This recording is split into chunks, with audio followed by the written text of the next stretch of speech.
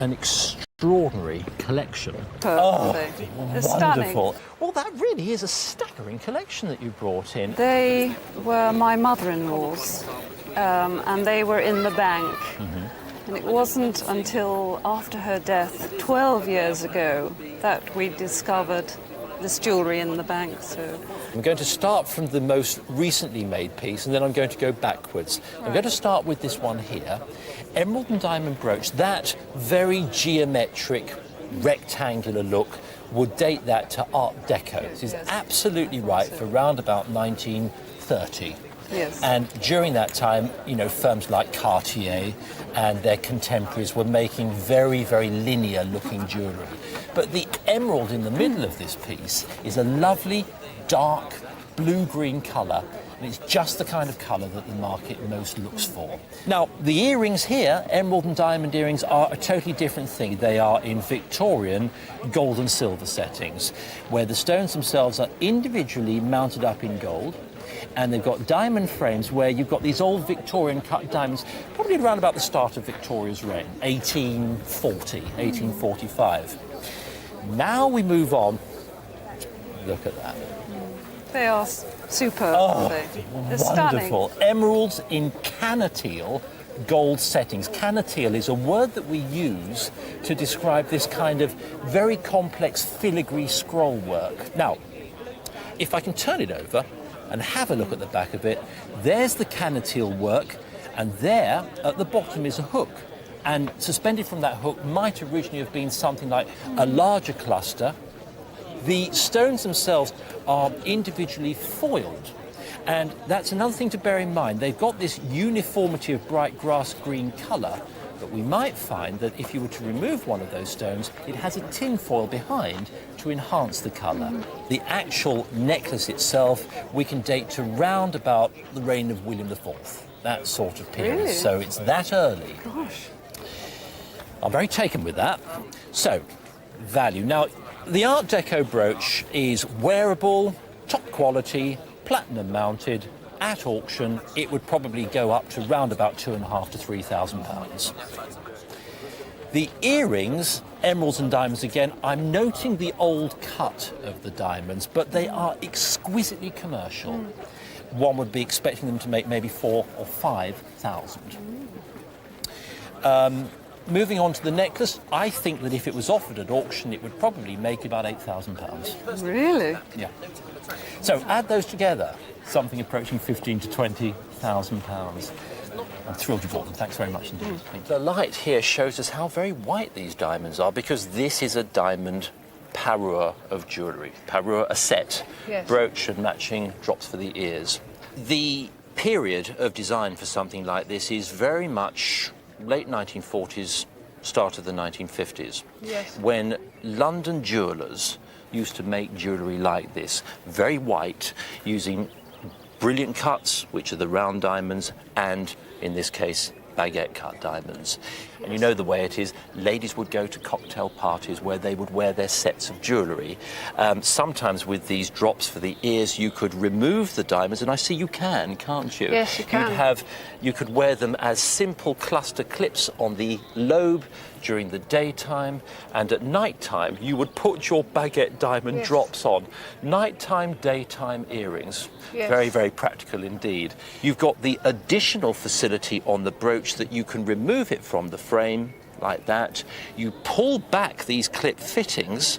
I'll show you there. You just pull that like that. That dismantles, and then you can wear one on one side of your lapel and one on the other. Weren't they very fashionable in the 50s to wear clips? Very much so, and in the 30s too. Were they? Yeah. And you can imagine how striking that would look. Yes. Now, you've also brought in something that is utterly different from this. I mean, you couldn't get two pieces, three pieces that were so different in design. This is a totally aesthetic piece of jewellery, isn't it? It's very, very subtle, it's very delicate. Whereas this is all flash and show, this is far more gentle. Do you know about this? I mean, I'm assuming that they didn't come from the same place or at different times, or what? I don't know. This belonged to my grandmother. That I do know, so it won't have come from the same place as this jewellery. And my grandmother gave me that when I was 21. the jeweller who's made this has actually managed to get a range of different coloured sapphires. These are blue ones, and here we've got some pink sapphires. And these are almost like moonstones, but they're actually like a liquid white coloured sapphire. And they're from Ceylon, I would think, and that's where you get all these different multicoloured sapphires. And then you've got the frame, which is all enamelled in bright green, very vibrant. So there is a sense of contrast between the stones and the frame. Yes. Now, the key about this is you've got a little cartouche-shaped maker's mark at the top there. Yes. That maker's mark tells me that this is a piece of jewellery made by that very famous house who were working in the Victorian times called Giuliano. And you had... It is them. It is them. Did you have a suspicion that it might have been? I've never ever had anybody look at it before, but I hope that it might be. Well, so I'm to delighted to like that. confirm that it is. It's not Carlo Giuliano the father. It's Yes. actually the sons, and they've got a slightly different mark there. Oh. And we can date this piece to about 1890. It's getting towards the end of the Victorian period. Yes. You've also got, just as an extra bonus, a matching chain to go with Yes. it as well. Although I'm looking at that, and that hasn't got a maker's mark on it. But this is absolutely right and correct and proper for the period by this maker. Yes. And it's colourful, it's delicate, it's wearable, and it's deeply commercial. Oh, thank you. Right, well, let's talk about values. The diamond clip brooch, each side here has got about 6 carats of diamonds. That counts to about 12 carats of diamonds. So at basic break-up price for this diamond brooch, we would be looking at maybe £4,000 or £5,000. The earrings to go with it, the fact it's a set adds a little boost to it as Yes. well. So I think those earrings are something around the £3,000 to £3,500 region. And then we move to this. Now, I would like to think that if this was being sold, the interest would be comprehensive, and I think it's probably going to be worth something in the region of £6,000 for this as well. Yes. That's the key name. Yes. Terrific. Thank you very much indeed. Thank you too. Thank you. I bought it at a local auction rooms just a few weeks ago. What, from Local to round here? Well, local to North Wales, yes. How much did you pay? £120. Well, certainly when I saw the name Franklin, Duke Street, St James's, London, Yes. very good name Yes. indeed. It's a sautoir. This is what they're called. Sautoir. Sautoir, and it would have been worn as a long necklace round the Right. neck, and the ends of it would literally extend down right the way to the waist. Yeah. And they were very popular from about 1895, particularly through to around about 1905. They're real pearls. Oh. So you've got a woven line, a sort of plaited, spiraled line of real pearls. Oh, lovely. Look at the diamonds, because that's what they are in these caps. You've got these finials, these sort of terminal points here. Yes. They look like little caps, but each of the lines are set in silver with tiny, tiny diamonds, rose-cut diamonds. Rose-cut ones. Right. And then each of these sort of terminals suspends at the bottom a series of rubies. They're all set in gold, Yes. alternating with little cubes. That's right, And each yes. of the cubes is individually set with more tiny diamonds. Diamonds. Right. And then suspended at the end of the last ruby is yet another tassel terminal with more diamonds in the cap, all silver set, by the way. Yes. And then a series of real pearl fringe drops. But the staggering thing about all this is that you've managed to acquire a fairly important piece of jewellery for £120. Yes. Because I think that if one was selling this, it would probably make £3,000. Oh, my goodness me. That's a lot of money. My brother bought it from my mum from a jumble sale when he was young for 2p. A 2p? Yeah, 2 So tuppence? Yeah. With the old Yeah, old money? My mum said she wanted something nice, so brother bought that. Well, clearly a flower brooch. Austrian. These flashy little white stones, they're diamonds. Fair enough. And turning it over, the back of the frame, white gold, rather beautifully set like a claw on each of these petals. Petals made out of frosted rock crystal. What the mauve stone is? That's purple amethyst quartz. So all real gems, white gold, tiny diamonds in a flash, Austrian, Yeah. circa 1960, 1965. Go on. Value, Yeah. if you were selling this in an auction today, £500? No way. Every way possible. Very, very pretty little brooch. Right. Thank you very much. Thank you very much indeed. Lovely. My grandmother handed it down to me when she passed away a few years ago at the age of 102. Goodness gracious me. So- Well, now look at that. She left all this Look at that. for me as Because well. here we have a veritable cabinet of curiosities. It's an extraordinary collection of Georgian and Victorian jewellery. Let's have a look at this one first, because this does catch my eye. And this is a Georgian gold Belcher link chain. And typically it's got a hand clasp terminating at the bottom. On the finger of the clasp is this little gem set ring. It's a beautiful little piece. There's another gold chain made out of spun gold. I mean, considering it was probably made in about 1825, 1830, you can see the technique, the sophistication that would have been made. Then there's some really delightful mourning rings. Now, the thing about mourning rings is, of course, when someone died, it was customary to commemorate the person by mounting a small lock of hair in a locket centre, surrounding it quite frequently with half pearls. Being mourning, the colour was black, always going to be black. And then at the back of the ring, we might find a small sort of engraving of the person's name, the date that they passed on. And then also you might find a tiny little locket compartment where there would be a small lock of hair. Do you wear them at all? I have actually worn this little one. Sean and I got married in Winchester Guildhall last year dressed up in a medieval costume, and I did actually wear that. And that was the actual ring that you wore? I did wear that one, yeah. Let's just have a look at that one then, because it's quite a simple ring, really. It's a late Victorian gold ring with a sapphire in the middle, surrounded by a sort of posy of half pearls. So I assume then that apart from knowing it's come down the family, you've never actually had it valued before? No. Well, I think on the basis that a Georgian gold muff chain like this is a little shorter than the very long ones that you get, that by itself is probably worth something around £1,000. This fine mesh tubular chain necklace, that's probably worth around about £600 to £800. The rings, you've got the half hoop ring there, lovely diamonds, 5 graduated stones, that's worth about £800 to £1,000. The mourning rings are worth between £300 and £400 each. So from what looks like a fairly sort of straight Sheffield plate set, which is worth maybe no more than around about £300, you've got a lower tier drawer, which is probably worth £8,000. God. Oh, I didn't realise that at all. It really is a unique collection. Goodness me. I had it for my 21st birthday from my grandfather. So family ring, going back the years, Going generations? back probably only to the beginning of the 1900s, when it belonged to my step-grandfather.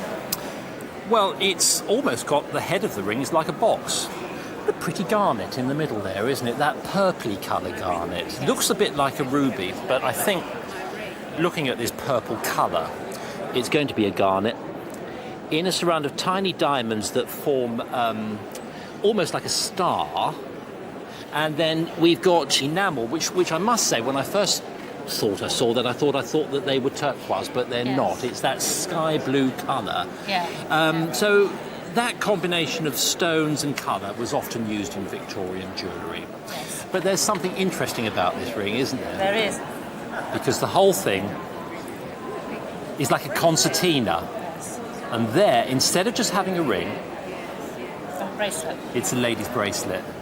So, I mean, it's beautiful as a ring, but as a bracelet, it is a dimension that is just fantastic, really. And they used to do this in the Victorian period. What date do you think it is? Well, I think it's probably early Victorian, about 1840. 1845, 1850 would be about the latest I would put on it, and it's very much 1840. It's very pretty jewellery, I have to say. I mean, it sounds a slightly odd thing to say, but jewellery of that period was very feminine. I think it's very, very saleable indeed. I know you're not going to sell such a ring because, of course, it's a family ring, but Yeah. I think such a ring like that, because of its feature that you can do so many different things with it, means that buyers would be very excited to see one like this. And I think in auction, £1,000 to £1,500 for Yes. it, I would Yeah. think. The balance of this for me is perfect. I love the whole shape of it, and I'm particularly fond of pendants, but is it something that you particularly look at and think this is a very, very pretty piece? Yes, it's a beautiful piece. The shape of it's lovely, and just the emerald drop is absolutely beautiful. And remembering that it was my mother-in-law's, it makes it very special. Yes. I mean, all the right sort of ingredients are there. You've mentioned what the principal stone is Yes. there. They're interesting, because they're not always fantastic quality. The best of them come from Colombia, and they are characterized by this very intense blue-green color. Then they get very wishy-washy sometimes, and they get so pale that, frankly, they look like very, very pale sort of marked glass. But the very best ones come from Colombia, and it's got that intense blue-green color. So, looking at the diamonds, we've got this, what you might call a sort of stylized palmette-shaped top to it. The diamonds themselves are set in individual little settings where you've almost got a cup that grips the diamonds in place. The front of it, incidentally, is all mounted up, as you might have thought, in this very white finish in platinum. But then when we turn it over, look at the back of it, we see that it's actually backed in yellow gold. I've never noticed that. It's unusual that you see that sort of yellow mount. Now, that means we can date this probably to around about 1905. Right. After then, the jewellery was more or less totally superseded by platinum. So it's quite an early piece for its period. On the platinum chain, let me just have a look at that.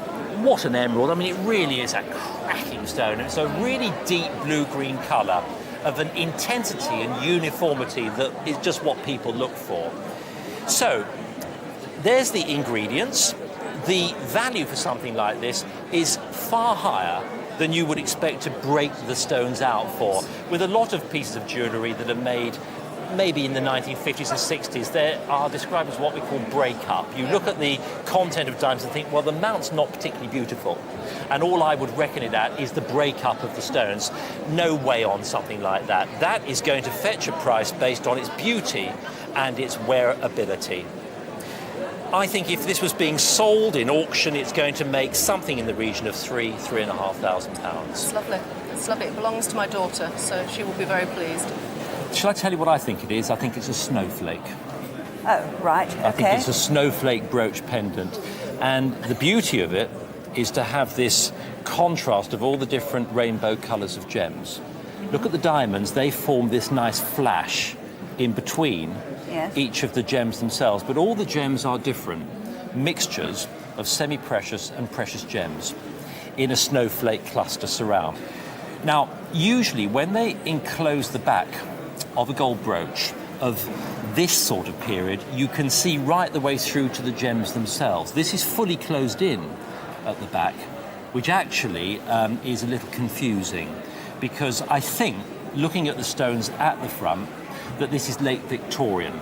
Usually when they enclose the whole back of the mount, that is usually Georgian, but I don't think this is a Georgian brooch at all. I think this was made in about 1895. So it's a full range of colourful late Victorian gems in a frame of diamonds, and the middle stone is a peridot. But it is individually numbered on the back there, and that's good because it shows it's a quality piece made by a quality manufacturer. I think if it was being offered in a retail shop, it would probably sell today for £6,000 to £6,500. That's my feeling about it. I inherited it from my aunt, whose husband gave it to my aunt during their marriage, but I don't know the history of it apart from that. It's an interesting cluster ring. When I first saw it, I thought to myself it's going to be something like a topaz or one of these brown stones. Yes. Sometimes you get things like brown sapphires. Yes. It's a diamond in the centre. And on this side we have another one in white. But the thing about this ring that's most interesting is this one, because this is a bluey green one. All diamond set, but all different colours. And from my point of view, seeing coloured diamonds, well, it always is very exciting because coloured diamonds are extremely rare. This one is almost a sort of yellowish brown colour, but this one is the one that's quite exciting because one of the rarest colours that you can find are blue, and even rarer is the colour green. The surrounding line of diamonds around the three principal stones is a different period from the three centre stones. I think it's certainly Victorian, this cluster, with this type of silver setting, this nipped-in setting here. But when we look at the three principal diamonds, we see that they're all claw-set stones. The diamonds themselves are cushion-shaped Victorian cut stones, and I think they were probably cut in maybe around about 1900 or 1905 at the very latest. As far as trying to value fancy diamonds is concerned, it is very, very difficult. There are so many subtle nuances of colour. You get greyish blue, bluish grey, greenish blue, bluish green, and what you have to do with them is to send them off to a laboratory where they will actually issue a certificate stating exactly what the colour is. Let's suppose that it comes back as being a natural, fancy green-blue diamond or blue-green diamond, and that they can say it with certainty, in which case I'm going to be very broad with my pricing here and say hopefully at least £2,500 to £3,000, but it could very well be worth £5,000 with all the right gradings. Well, that's very good news. Thank you. My grandfather bought them for my grandmother over the years. And I think he must have bought them in London. It's very tricky with jade.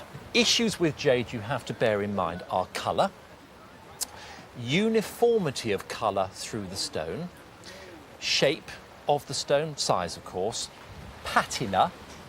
If you get a piece of jade that's very scratched and you get one that's very smooth and perfect, it's considerably more valuable for being a perfect stone than one that might have a few abrasions on it. Mm-hmm. But, you know, when we look at these two, that's a piece of jade.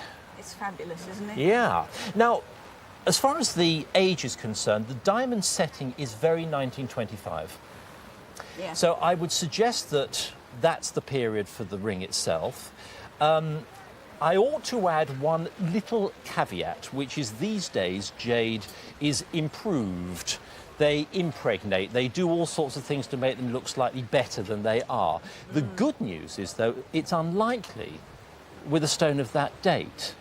This one here, have you noticed it's got a slightly wedge shape? It's almost as if it's been polished slightly off, and that does affect the interest a little. Yeah. Then you've got this splendid deco jade brooch, where I think they must have taken a couple of pieces of Chinese jade that have been carved, set them in little settings of diamonds, this flash, it's almost like a geometric bow, and then you've got these calibre black little hard stones in between, and this colour combination, the black, the white, the green, was very deco. Yeah. Now, let me just have a look at these jade pieces, because these are a fantastic colour, aren't they? These are wonderful. Now one small anxiety I've got, and I'm sure you have noticed it, it's got a crack running all the way through it. In fact, the mount's been made to hold it because it's got more claws on that side. And they're very thin slices, aren't they? Yeah. These are the sort of thin. things that would have been done in China, and you know, you could wear them as clips for the ears or something, but these have been made into a brooch. And then finally, you've got this terrific, terrific Chinese jade carving, which by its quality, I mean, look at the detail here, the little birds, the piercing. And what sort of a flower is that? Well, they're usually things like lotus flowers. They're usually lotus flowers, and you'd have all sorts of symbols. And is this a pea, you know, a pod? The pea pod is there. But what a fantastic thick slab of Imperial Jade. Well, that really is a staggering collection that you brought in. Moving on to the question of values, it's not easy. If that wasn't damaged, it would be enormously commercial, but the damage does affect the price. Yes, obviously. I think that in that condition, with the crack across it, my instinct is that this is probably worth something around £4,000. Yes. This one here, with the wedge, Yeah. you know, I love the polish. It's on a 1925 bar with the diamonds on the shoulders. That one there, I think it has to be worth the same sort of money. This one here, I think, is the most beautiful carving, and it reminds me of one that I saw some years ago that was very similar, that I know in auction fetched something like £6,000 to £8,000. Really? Gosh. Then we move on to this one. And this one, I would want to do a little bit of work on it, just to be absolutely sure on this one. But I think this is probably £8,000 or £10,000. I wear it quite a lot. Well, I just think it's got so much going for it. The size, the marvellous, shape, isn't it? What a fantastic group of things. Fantastic. Well, I Thank wish you my very much. grandfather could hear you say that, because he obviously adored Well, it. I'm absolutely thrilled. Many thanks. Thank you. Thank you.